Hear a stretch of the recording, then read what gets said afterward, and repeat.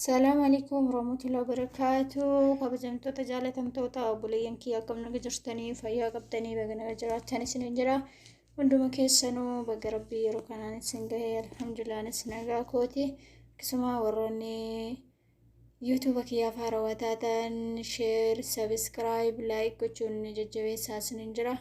Egaa akkasuma hunduma keessanuu warroonni share naa gootanii na jajjabeessitanii akkasuma subscribe naa gootanii hedduu takka galatooma alfaadhaa isin jira.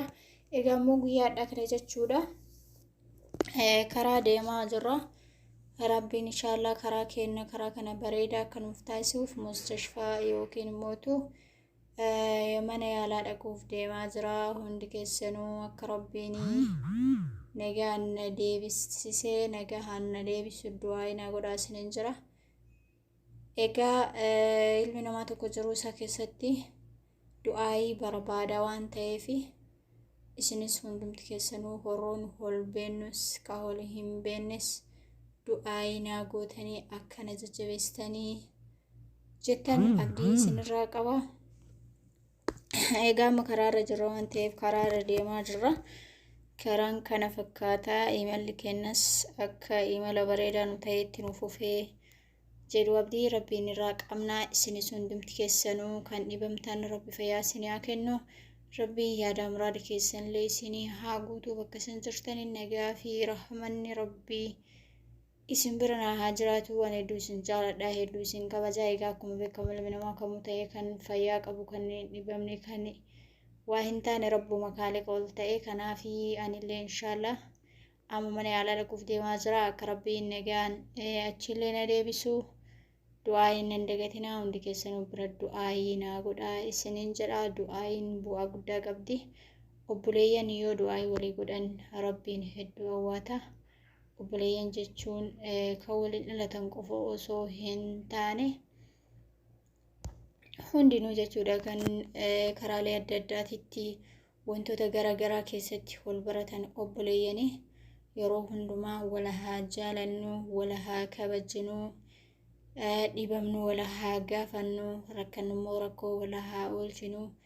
Ilmi namaa tokko jiruu duniyaa kanarra dhalatee gaafa dhufe of qofaaf jiraachuu osoo hin taane hawaasa isaatiifis akkasuma hawaasa isaa birattis jaalala kan qabu akkasuma mootuyyuu nama yeroo hundumaayyuu namaa keerii yaaduu fi namaaf toltuu yookiin guddina yaadu ta'ee argamuu qaba. Egaa nutis obboleeyyanii obboleeyya rabbitu obboleeyyan nu godhe yeroo hundumaa jaalachuuf ol kabajuu qabna. Isinillee rabbiin fayyaa bareedduu miidheertu isin kenne warroota biyya namaa keessa jirtani nagaa yaada muraada keessan guuttattanii nama nagahaan maatii keessanitti galu maatii keessan kan irraa baatanitti galu akka rabbi isin taasisu abdii isinirraa qaba. Egaa amma karaa deemaa jirra waan ta'eef jechuudha dhaqarra jirra. Mustashfaa dhaquuf deemaa jirra. Achi keessatti immoo viidiyoo nama hin waraabsisanii kanaaf anis osoo daandii gubbaa jirru mee inshallah daqiiqa muraasa isinii waliin haasaa jedhee viidiyoo kana waraabus seene. Kanaaf hundi keessanuu rabbiin fayyaan isin hin fatanii fayyaa bareedduu miidheertuu isinii haa kennu. Bakka isin jirtanitti rabbi isin haa tiisu. Hundi keessanuu wal jajjabeessaa, wal jaaladhaa. Nama yeroo hundumaa wal guddisuu yaadu, wal jajjabeessuu yaadu taanee argamuu qabna. Egaa hunda keessanuu jatakkaan isin laalaa isinis akkasuma na jaalattan immoo abdii isinirraa qaba. Egaa jechuudha namni tokko yeroo hundumaa walitti dhiyaatee wanta beeku wal barsiisee waan hin beekne yoo walirraa barate baay'ee bareedaa ta'a. Kanaaf inshallah viidiyoon kana qofaa miti. Inshallah yeroo achi asii bulee isinii waraabaa akkasuma imeelli kiyya akka itti fufetti jira. Yeroo mustashfaa xumuradhee kellee karra biraallee kara deemtu jira. Akkasumatti waan irra ga'e hundaa waraabaa isiniin sheerii isinii godha. Isinillee immoo hundi keessanuu du'aadhaan akkana bira dhaabattanii akkana jajjabeessitanii abdii isinirraa qaba. Du'aan teessan na barbaachifti waan ta'eef namni kamuu du'aa ittiin haajoma. Akka rabbiin waan an barbaadee du'aa naaf kadhaa isin jiru kana naa mijeessee yaada muraada kiyya naa guutee nagaan walitti qabaanaa taasisu gaafa isa xumuraa raga'es inshallah gammachuudhaan jaalalaan milkiidhaan akka waliin adeemnu abdii isinirraa qaba.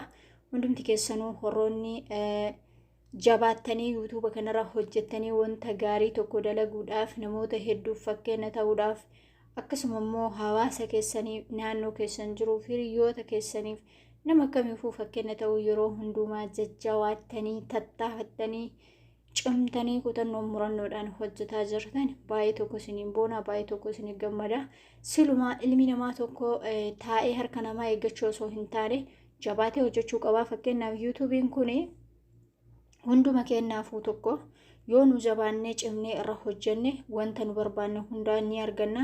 Gaafa immoo nuti sodaataa ofitti amanamummaa dhabaa dabbaramaa ka hojjennu taate bakka kamuu geennu. Kanaaf horoonni YouTube banattanii qabdan hundi keessanuu wal jabeessinee bakka tokko gahuu dandeenya. Jabaadhaa irra hojjedhaa. Viidiyoo keessan kan bilbila keessaniin waraabdan kan kaameraa keessaniin waraabdan daqiiqaa takkallee haa taatu irra sheerii godhadhaa. Akkasuma warroonni argitan immoo subscribe godhuudhaan sheerii godhuudhaan laayikii godhuudhaan wal jajjabeessaa. Wanta hunda keessattuu namni yoo wal cinaa dhaabate rabbiin birattillee nama bira qofaa miti galata qaba akkasuma nama biraallee galata qaba. Kanaaf yoo nuti wal jabeessinee wal harka wal qabannee bakka yaadne gahuu dandeenya. Hundi keenyaa kan gara haadha keessa waa tokko baratee hin jiru addunyaa kanarra dhufee waan hundaa barate kabiliyeena ta'ellee jabaannee YouTube kanarratti harka wal qabannee tokkummaan jaalalaan yoo dalanne bakka guddaa gahuu dandeenya. Asirratti yaada tokko isinii kaasa yaadni sunis maalidha? Namni tokko hiyyeessa kan jedhamu maaliif hiyyeessa jedhamu? Hiyyeessa jechuun kan qarshii dhabee miti yookiin kan birrii dhabee miti. Hiyyeessa jechuun nama ilaalchi isaa duubatti hafaa, nama gaarii namaa hin yaadne, nama fayyaa rabbi isaa kenne, beekumsa rabbi isaa kenne, dandeettii rabbi isaa kenne, waan rabbiin uumamaan kalaqa isa keessa kalaqe kana nama baasee ittiin fayyadamne. Nama sammuu isaa kana hin dalabsiifnetu hiyyeessa jedhama malee namni tokko harkaa fi luka dhabeef hiyyeessa miskiina qomaaxaa hin jedhamu. Maaliif mana keessa taa'ee biizinasa baay'ee hojjechuu danda'a. Mana keessa taa'ee wantoota baay'ee dalaguu danda'a. Kanaaf yeroo hadhaa yeroo wantoonni hundi babal'atee intarneetiidhaan waan fedhan dalagan kana keessatti ilmi namaa tokko yoo sammuun isaa qaramaa ta'e ilaalchi isaa jijjiiramaa ta'e yeroo hundumaa dureessa akkasaa hin jiru. Hiyyeessa jechuun nama qalbiin isaa isa sobbu, nama yeroo hundumaa akka hin dandeenye qofa ofitti himu, akka namaa gadi ta'e qofa ofitti himu, nama mana gaarii qabuuf jireenya gaarii qabu tokko yoo arge ani akkana ta'uu hin danda'u, ani waan kana hojjechuu hin danda'u, ani sadarkaan kee achina hin geenne kan jedhu. Maaliif hin danda'u jettee hin danda'amu. Fakkeenyaaf namichi elektirikii yookiin ibsaa kana nuuf hojjete kanadha namoonni hedduun itti fayyadaman. Yeroo 9,999 kufee dhumarratti takkatti sanarra injifatee addunyaa tanaaf wantoota ajaa'ibaa hojjete. Kanaaf warshaan makiinaa oomishu tokko yookiin immoo warshaa hunda tokko oomishu guyyaa jalqabaa saniin biliyoonara ta'ee hin bayu. Adeemsa keessa muuxannoo garaagaraatii fi beekumsa garaagaraa walitti dabalatee bakka yaadee gahuu danda'a. Kanaaf nutis namoonni baay'een wanta tokko hojjechuuf karoora qabnee kaanee deebinee miirriin isa sodaa jedhamu sun nu keessa dhagahame deebinee duwwaa wanta akkasii gonkumaa ta'uu hin qabu. Maaliif hin danda'a. Hin hojjedha jettee gaafa lafaa kaate akka dandeettu ofitti himi. Namoonni raasaa naannoo keetii wacan baay'ee ta'uu danda'an. Achi garuu kutataa ta'uu qabda, murataa ta'uu qabda. Yeroo tokko raachi 500 waliin fiidde. Raacha 500 isa hunda keessaa raachi hundi haftee raachi takkattiin bakka baateef san geetti. Isiin sun maaliif achi geettee duudaadha gurraan hin nageettu. Eegasiin achi geettee namoonni baay'een gaafii isii gaafatan maaltu bakka kanaan si gahee jedhaniin isiin gurraan hin nageettu wantoota namoonni haasaa jiru san. Kanaaf raachattiin sun raacha 500 keessaa qobaa isii fiiddee bakka barbaadde san gahuu dandeetti. Kanaaf nutis yeroo hundumaa waan hojjennu irratti ofitti amanamummaa kutannoo qabaachuu qabna. Namni gaafa tokko ofitti amanamummaaf kutannoo murannoo qabaate bakka yaadee gahaa, kaayyoof mul'ata isaa bira gahaa, waan barbaade argataa, eenyummaa isaa beekaa, humna dhokataa keessa isaa jiru baasee itti fayyadama. Gaafa humna dhokataa keessa isaa jiru san baasee itti fayyadame ofis jijjiiree, maatii isaas jijjiiree, hawaasa naannoo isaas jijjiira. Kanaaf hundumti keessanuu yeroo wanta tokko dalaguuf kaatan sodaa namaa osoo hin taane, sodaa ibalee akkasnaan jedhu eenyummaan naan jedhu osoo hin taane ni danda'a. Isa ni danda'a jedhu san qabattanii lafaa ka'uu qabdanii gaafa hin danda'a jettanii lafaa kaatan homaa isin hin daangessan homaa isin hin urgan garuu gaafa hin danda'u jettan homaa isin hin dandeessanii kanaafuu hundi keessanuu waan hojjettanii irratti jabummaa dandeettii obsa istiqaamaa qabaadha namni yeroo hundumaa chaalenjii danda'u taatanii argamuu qabdanii namni gaafa chaalenjii an dandamatee bakka yaada san gahaa kanaaf hundi keessanuu hedduu isin jaaladha hedduu isin kabajaa bakka isin jirtanitti nagaa fi fayyaan akka isin bira rabbiin naa jiraachisu abdii isinirraa qaba hundumti keessanuu horoonni maatiin aan taane maatiin haa ta'a na jajjabeessaa hedduu isin jaaladha hedduu isin kabajaa horaa bulaa. Assalaamu alaykum warahmatullahi wabarakaatuh.